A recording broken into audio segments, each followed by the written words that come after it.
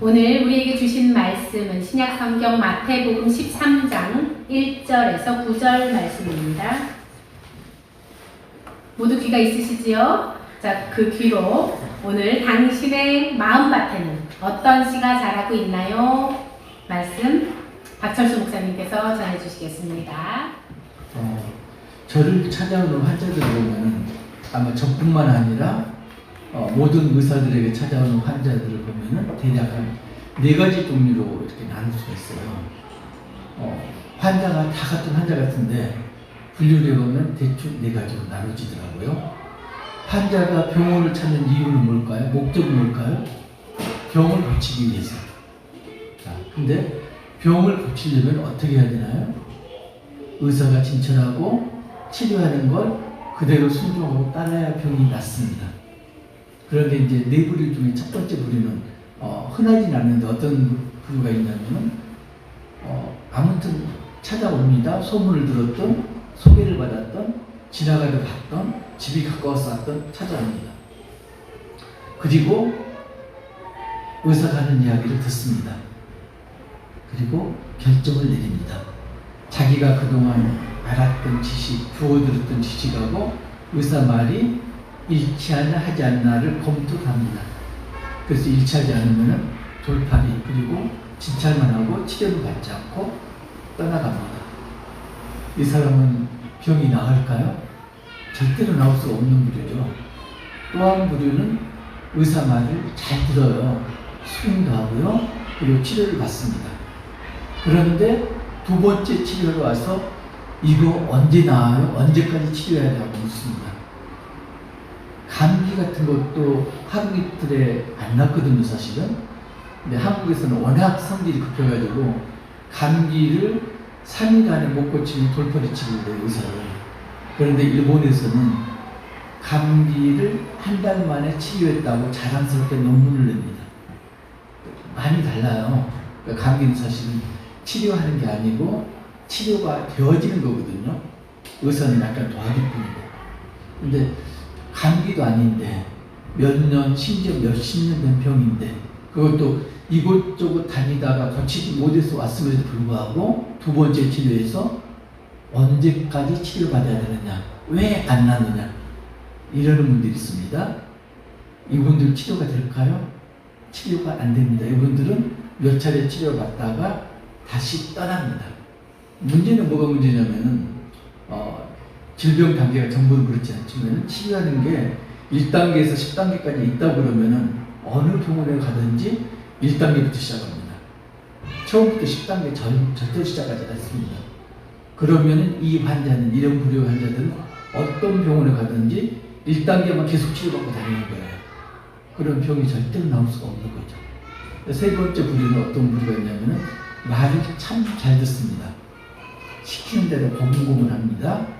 그런데 알고 보면은 이분들은 한 곳에서만 치료를 받는 게 아니고 병원 여기저기서 똑같은 병 가지고 여기저기서 치료를 받고 있습니다.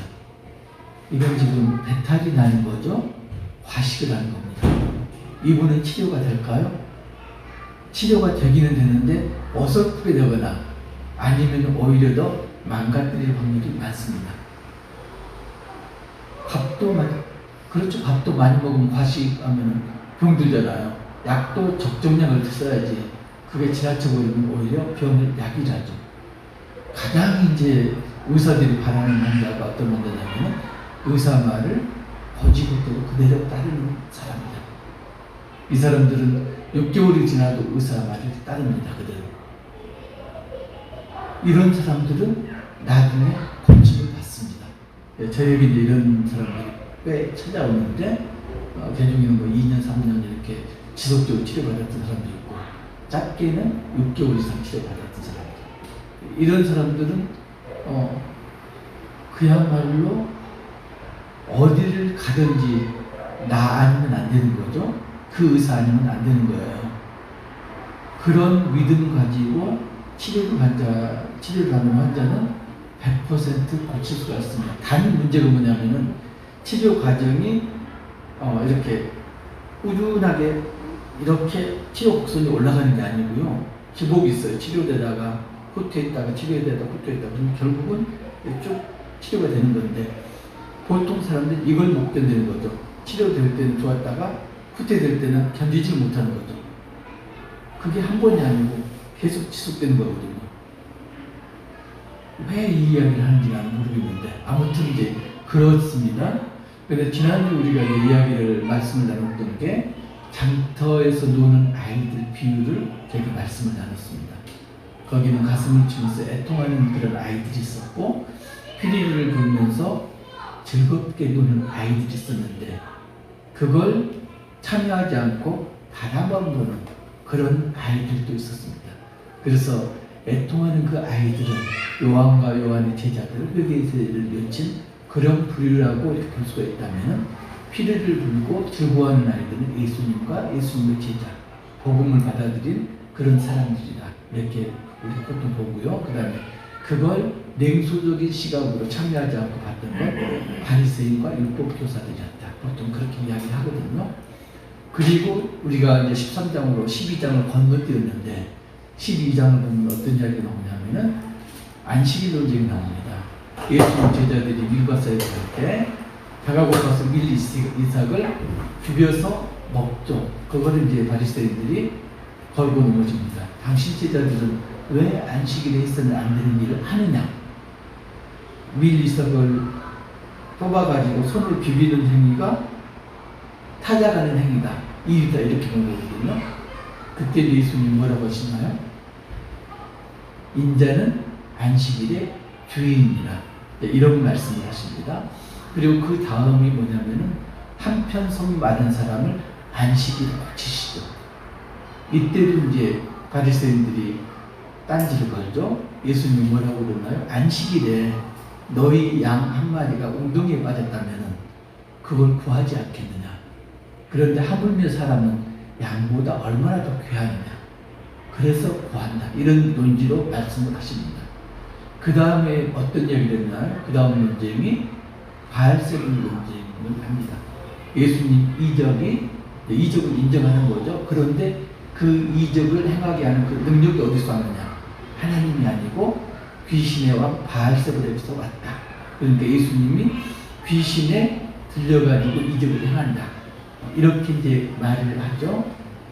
거기에 대한 답이 예수님 뭐라고 하셨나 한번 찾아볼까요? 마태복음 12장 22절부터 이제 바알세불 논쟁인데 30절 보면은 나와 함께 아니하는 자는 나를 반대하는 자와 나와 함께 모으지 아니하는 자는 해친 자니라. 여기서 이제 그런 말씀을 하시고 마지막 37절 보면은 내 말로 의롭다함을 받고 내 말로 정죄함을 받으리라. 그러니까 이 사람들 자기들이 말한 대로 그 보응을 받는 거죠. 그러니까 선한 행위하고 악한 행위 이걸로 나중에 심판을 받으자 그런 말씀을 하시고요. 그 다음에 악한 세대가 표적을 구하는데 요나의 표적밖에는 버릴 것이 없다 하시고 어떤 예를 드시나요? 귀신 들린 사람 이야기를 듭니다. 귀신이 들려가지고 귀신을 쫓아냈더니 귀신이 헤매 다니다가 7 귀신을 데리고 오죠. 와서 봤더니 그 사람이 깨끗한지라 다시 그 사람의 7 귀신이 들어가서 지금 형편이 전 형편보다 훨씬 못해졌다. 네, 그런 이야기를 하죠. 45절에 보면 이에 가서 저보다 더 악한 귀신 7을 데리고 들어가서 거하니 그 사람의 나중 형편이 전보다 더욱 심하게 되느니라. 이 악한 세대가 또한 이렇게 되리라. 그리고 이제 13장으로 넘어옵니다. 13장 넘어오면 우리가 잘 아는 우리가 보통 다태비유라고 이렇게 이야기하는 우리가 꿈에도 그리는 옥토밭 여기에 대한 이제 비유를 말씀하십니다. 제가 지난주에 이제 과식을 좀 할 일이 있었는데 고기는 진리다. 들어보셨어요? 고기는 진리다. 고기는 무조건 맛있다. 저는 이제 별로 고기를 좋아하는 타입은 아닌데 일부러 찾아가서 고기를 사 먹지는 않습니다. 있으면 먹는데 근데 이제 그게 사람이 정교한 게 고기를 그렇게 좋아하진 않지만은 일단 고기는 맛있잖아요. 그래서 먹다 보면은 과식을 하게 되죠. 근데 지난주는 목요일 날도 저녁에 약속이 있어서 고기를 먹게 됐고 그다음에 어제도 고기를 먹게 됐는데 살치살이라고 들어보셨어요? 살치살. 저는 이제 먹긴 먹었겠지만 살치살이라고 이름은 처음 들어봤어요. 그래서 살치살을 먹었는데 비싸더라고요. 거기 중에서 가장 비싼 것 같아요. 한 2만 원 정도 차이가 이렇게 나는 것 같은데 살치살을 먹는데 역시 과식을 했죠. 그리고 이제 금요일 날 제가 고생을 했고요. 그런데 이제 어제 점심 때 환자분께서 소고기를 3팩을 가지고 왔어요. 가장 좋은 부위라고. 그래서 점심 식사를 먹는데 이미 이제 반찬이 있는데 그걸 구워가지고 우리 부장님은 업무부장은 열심히 굽고 우리는 열심히 먹고 이렇게 이제 먹었는데 역시나 또 이제 과식을 한 거죠. 그래서 어제 하루 종일 오후에 배가 좀 부대끼고 저녁에도 부대끼고 이랬는데 고기를 먹으면서 그때 뭐가 같이 나왔냐면은 그 도라지를 초고추장에 무친 그 무침이 나왔어요. 도라지를 좋아하는 분들은 그 도라지가 쌉스름하잖아요. 그 쌉스름한 맛을 즐기는 거죠. 근데 반대로 도라지를 싫어하시는 분들은 그 쌉스름한 맛을 싫어서 안 먹는 거죠. 근데 도라지 무침을 먹다가 어떤 생각이 났냐면은 제가 어렸을 때 집에서 아버지가 도라지 재배를 하셨어요. 도라지를 재배하려면은 일단 밭을 이렇게 곱게 갈아야 되죠. 일반적인 농작물은 밭을 대충 갈고 큰 흙들만 부셔가지고 씨를 뿌리거나 모종을 옮겨 심거든요.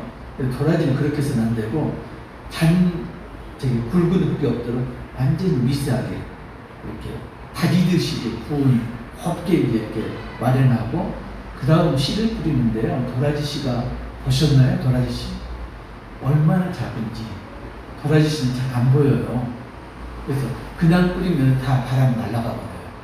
그래서 그걸 그냥 뿌리지 않고 모래하고 섞어서 뿌립니다. 그냥 섞는 게 아니고 물을 주면서 이제 모래하고 씨를 이렇게 혼합을 하자. 그러면은 도라지 씨가 물 때문에 모래에 붙어 있죠. 그러면은 그 도라지 씨가 붙은 모래를 이제 뿌리는 거예요. 그러면은 얘가 못 날아가잖아요. 그런데도 불구하고 나중에 보면은 밭둑에서도 도라지꽃이 피고요. 그 다음에 물도랑에서도 도라지꽃이 피고, 그 다음에 길 넘어 야산에서도 도라지꽃이 피어요. 날아갔다는 이야기죠. 그런데 오늘 본문에 들어오면은 예수님 지금 씨 뿌리는 자의 비유를 말씀하고 있습니다. 예수님이 어떤 사람들을 대상으로 말씀을 하시나요? 갈릴리 주변 사람들, 갈릴리 호수 주변에서는 어부도 있었겠지만 대부분은 농사를 짓는 사람들이죠. 그리고 농사를 직접 짓지 않더라도 농교 문화이기 때문에 농사에 대해서는 어지간히 아는 사람들, 그러니까 예수님이 말씀하시면 저게 무슨 뜻이다 알 수 있는 사람들이 앞에 있고 예수님이 씨 뿌리는 비유를 말씀하시는 거죠. 근데 유대 지방은 산간 지방이기 때문에 넓은 그 밭이 없는 거죠, 농도가. 그래서 산비탈을 깎아서 밭을 만듭니다. 그 사진이나 영상으로 보셨죠? 계단식 밭. 이렇게 계단식 이런 밭인데 그거하고 다른 점이 하나가 있죠. 어떤 거냐면은 제주도 가보셨어요?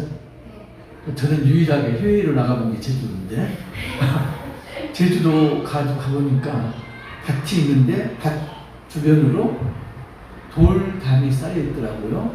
그러니까 제주도는 돌이 많은 지방이라 밭을 일구면서 밭에 있는 돌들을 모두 옮길 거죠. 그게 이제 밭 주변으로 옮긴 게 담이 된 거죠. 돌담이. 그 제주도 밭을 유대 계단식 밭에다 갖다 놨다고 생각하시면 돼요. 동남아에 있는 계단식 밭들은 주변이 그냥 그 풀로 덮인 그런 거잖아요. 근데 유대식 계단밭은 밭 두렁이 돌멩이인 거죠. 제주도처럼 돌멩이를 밭 주변으로 옮겨놔가지고 돌담이 형성된 거죠.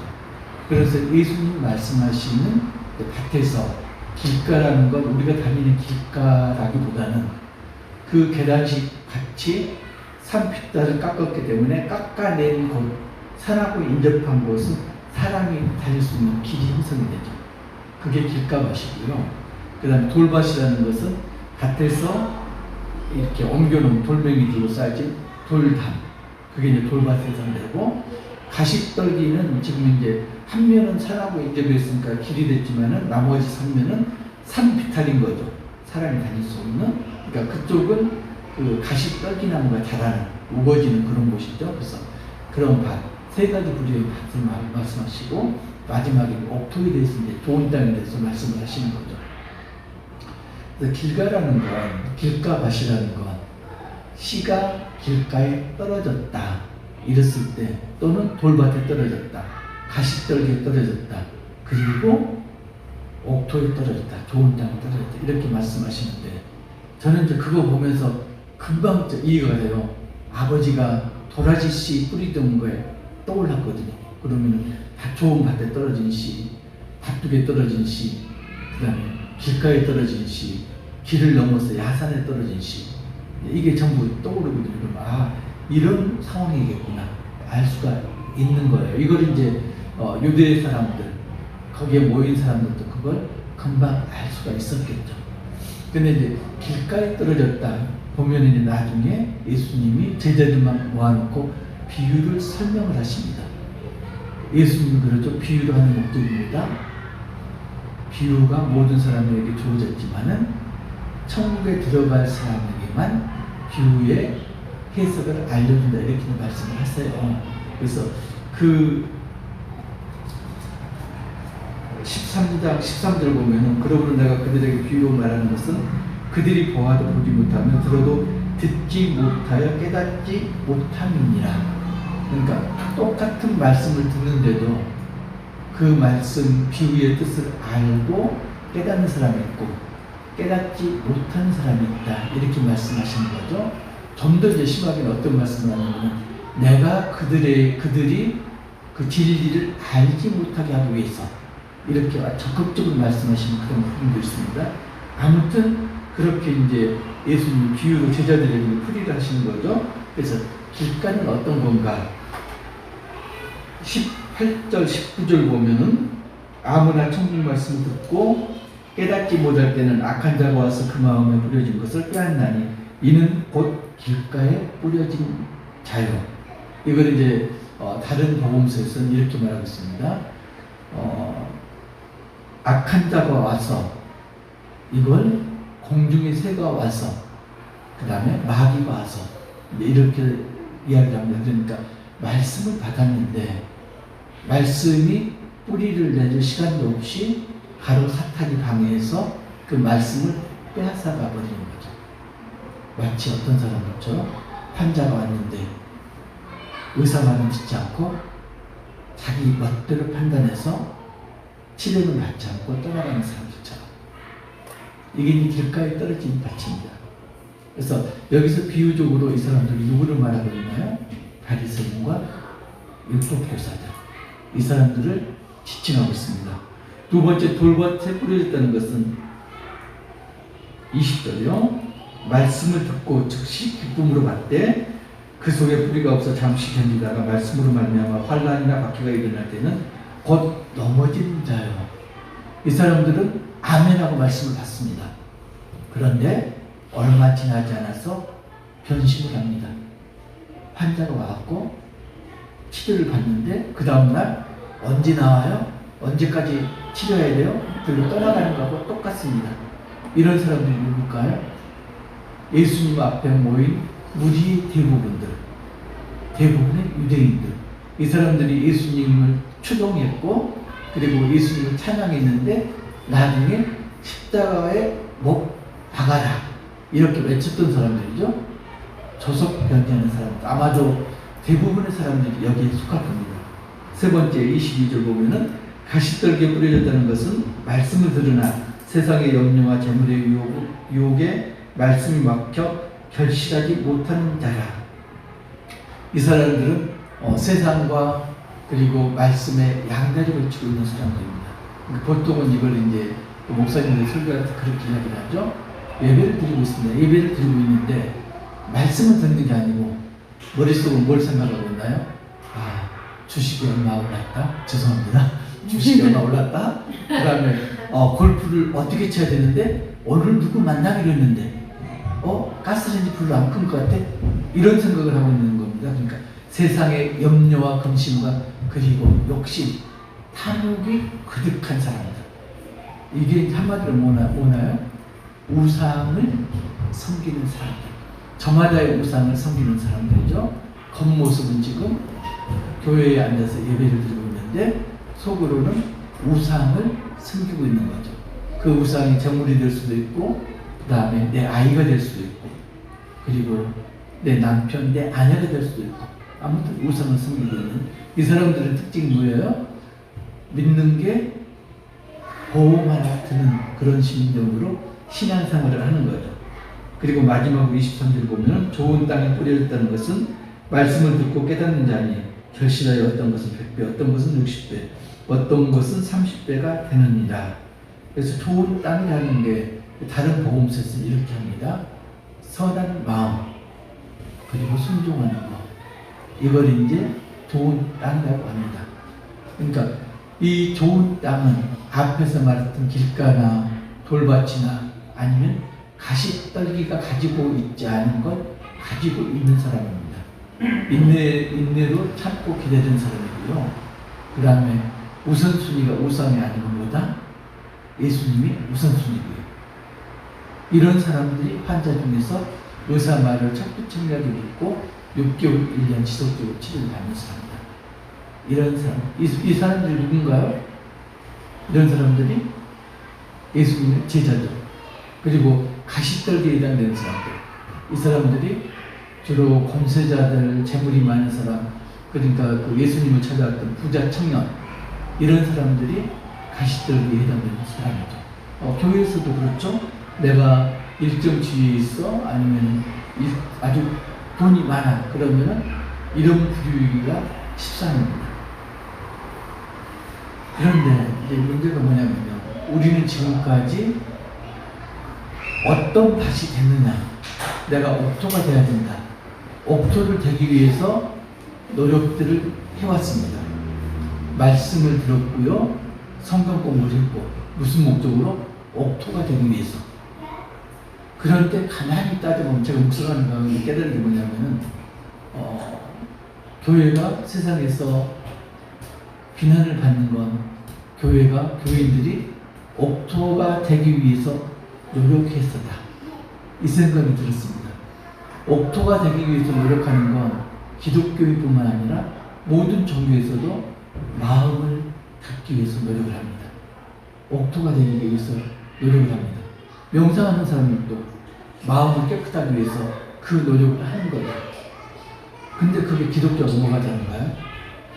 그 마음을 닦은 다음에 거기다가 어떤 씨를 뿌렸느냐, 이게 이제 문제인 거죠. 다른 종교 명상에서는 아무런 씨를 뿌리지 않습니다. 자기가 주인이니까, 그죠? 세상의 주인은 나니까, 내가 중심이니까 내 자아가 자라게 놔두는 거죠. 그러면 어떻게 되나요? 귀신 들렸던 자가 귀신을 쫓아내니까 깨끗해지니까 7 귀신을 데리고 들어온 형편이 되는 거죠. 그러니까 타 종교라든가 명상에서 마음을 닦은 다음에 오히려 나중 형편이 전 형편보다 못해지는 경우가 생기는 거죠. 우리도 흔히 그렇게 하고 있지 않나요? 옥토가 되기 위해서. 그런데 이제 말씀을 합니다. 가만히 보니까 이게 그렇게 우리가 여겼던 게, 말씀을 설교를 할 때 앞부분, 중간부분, 뒷부분을 잘라가지고 설교를 했기 때문에 그런 폐단이 벌어진 것 같아요. 이걸 왜 그러냐면은 이 옥토의 중심이 있는 게 아니고 시에 지금 초점이 맞춰져 있는 거거든요. 시. 그래서 나중에 보면 예수님이 어떤 말씀을 하냐면은 시가 뭐냐? 시는 말씀이고 인자다, 예수님이다, 이렇게 말씀을 하죠. 그리고 더 해석하면 뭐냐면 결국은 예수님 제자들은 예수님이 시다, 그죠? 그러니까 좋은 시라는 것, 좋은 제자가 좋은 시인 거예요. 밭은 뭐냐? 밭은 세상이다, 이렇게 말씀을 하거든요. 처음에는 밭은 사람의 마음이다 이렇게 했다가 나중에 설명하실 때는 밭은 세상이다 이렇게 말씀하시는 거예요. 그래서 세상에는 4가지 종류의 밭이 있다. 길가밭이 있고 돌밭이 있고 가시떨기밭이 있고 좋은 땅이 있다. 그런데 좋은 땅에 해당되는 사람은 말씀의 씨가 떨어졌을 때 결실을 맺는다. 그게 누구다? 예수님의 제자들이다. 그러면은 여러분들은 이제 좋은 땅, 더 이상 좋은 땅 아니에요. 여러분 뭔가 좋은 씨예요, 씨. 나는 가시떡이 밭인가 봐. 나는 돌밭인가 봐. 나는 길가밭인가 봐. 이렇게 지금 그걸 한탄하고 있을 그런 게 아니에요. 잘못 생각하고 있는 거예요. 여러분은 이미 좋은 땅에서 벗어난 좋은 씨인 겁니다. 그럼 씨가 할 일은 뭔가요? 씨가 할 일은 다른 밭에 뿌려지는 거죠. 그잖아요. 근데 이제 흔히 그렇죠. 나는 그런 능력이 안 돼요. 나는 성경에도 아무것도 몰라요. 나는 기도도 못해요. 나는 남 앞에서 말씀을 증거할 능력이 없어서 보통 그렇게 하잖아요. 그런데 예수님이 아주 중요한 말씀을 하셨죠. 제가 좋은 땅이라는 게 누가복음 8장 15장 이렇게 나옵니다. 좋은 땅이 있다는 것은 착하고 좋은 말씀을 듣고 직접 인내로 결실하는 자입니다. 그러니까 좋은 땅이라면은 지금 인내로 지금 결실했거든요 이미. 그래서 이제 씨를 땅에 뿌리면은 그런 말씀을 해요. 땅을 씨를 뿌리면은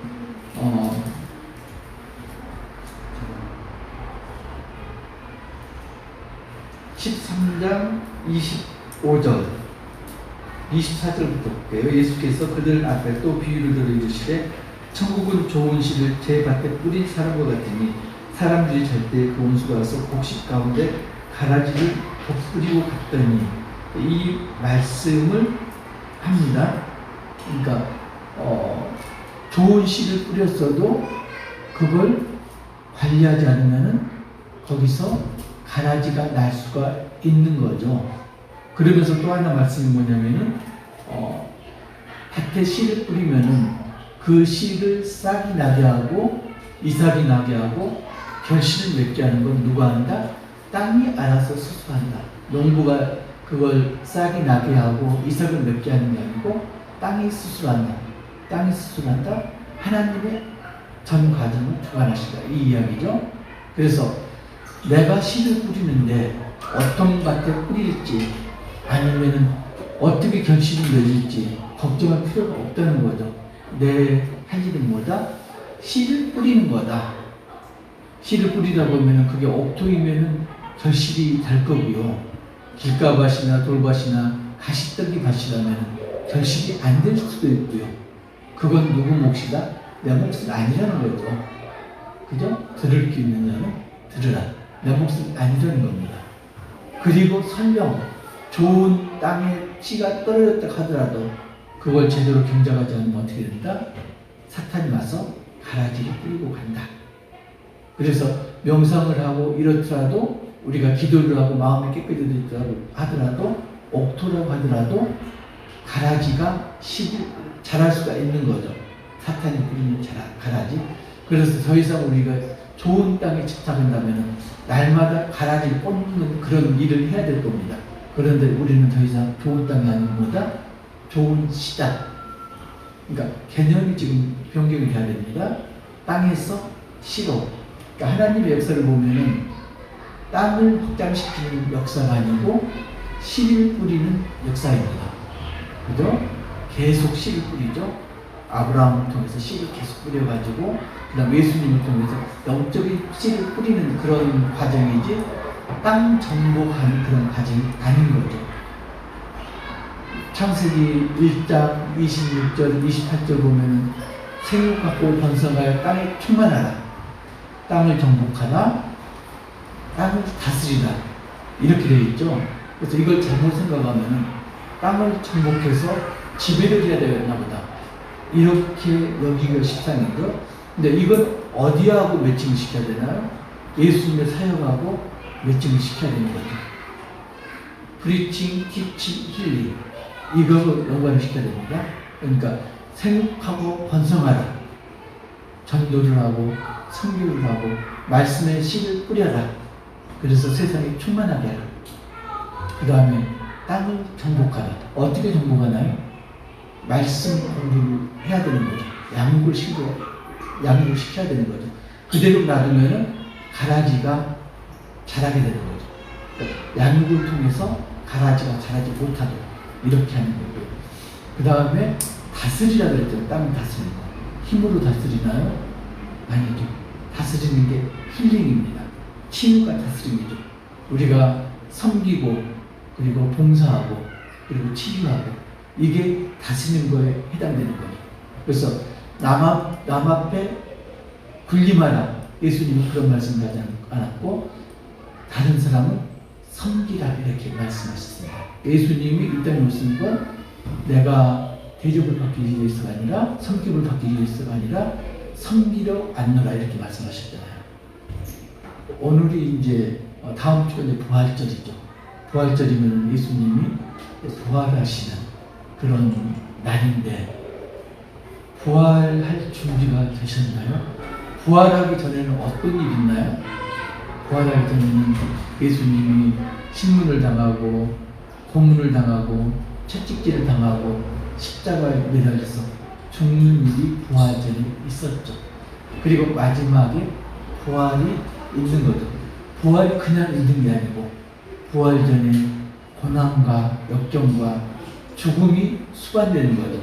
근데 우리는 어떡하나요? 그냥 부활만 바라고 있죠. 마치 어떤 것 같아요? 홍시가 감나무 열리는데 감나무 밑에서 홍시 떨어지는 걸 기다리고 입을 벌리고 있는 거, 그런 게 우리 모습은 아닌가 이런 생각이 들어요. 인도네시아에 사디만이라는 사람이 있었대요. 올해 69세라고 그러는데 이 사디만이라는 사람이 어떤 일을 했냐면은 자기 마을에 있는 산이 불이 났대요. 산불이 나가지고 홀랑 타버렸대요. 그래서 민둥 벌겋이 산이 됐고, 산이 타버리면 어떻게 되나요? 물줄기가 말라버리죠. 물이 있어야 농사를 짓는데, 그래서 아열대 지방은 보통 2모작, 3모작을 살잖아요. 그래서 산이 불탄 다음부터는 1년에 한 번 정도밖에 농사를 못 짓기 때문에 마을이 가난해진 거죠. 그래서 이 사람이 어떤 일을 했느냐, 24년 동안 나무를 심기 시작했어요. 그 불탄 산불이 난 산에다가. 그래갖고 나무를 심었는데 그 나무 이름이 조금 어려워요. 그래서 못 외웠어요. 어떤 나무를 심었냐면은 반얀나무, 반얀. 그 다음에 또 하나가 피쿠스 나무. 이 두 나무를 심었대요. 이 나무를 심은 이유는 애들이 열매 맺는 건 아주 더디돼요. 그런데 대신에 뿌리가 깊숙이 내리고 물을 많이 함유하는 그런 나무예요. 그래서 반얀나무하고 뭐라고 했나? 피쿠스? 피쿠스, 네. 피쿠스 나무, 이 두 나무를 심었는데 동네 사람이 생각하기에는 미친 짓이에요. 그 나무 심어가지고 소득이 하나도 없잖아요. 그래서 미치광이로 이제 조롱을 하고, 심지어는 그 나무 심어진 곳에다가 가축들을 방목해갖고 해방도 하고 이랬는데, 이게 시간이 지나니까 숲이 우거지기 시작한 거예요. 숲이 우거지니까 말랐던 샘물이 솟아나기 시작한 거죠. 그러니까 샘물이 솟아나니까 겨우 1모작 하던 것이 다시 옛날처럼 2모작, 3모작을 하게 된 거죠. 마을이 풍요로워졌습니다. 사람들이 어떻게 했을까요? 이 사디만이 이제 마을의 은인이고 영웅인 거죠. 사디만은 어떤 마음가짐을 가진 사람일까요? 여러분들이 이미 옥토니까 그 사람도 옥토를 가진 사람입니다. 그 마음에 말씀이 심겨졌다면 정말로 더 큰 일을 할 그런 사람인 거죠. 예수님이 그런 말씀을 하세요. 귀 있는 자는 들으라. 그 이야기는 귀 없는 자도 있다는 이야기죠. 그러니까 귀를 달고 있다고 전부 듣는 건 아니다.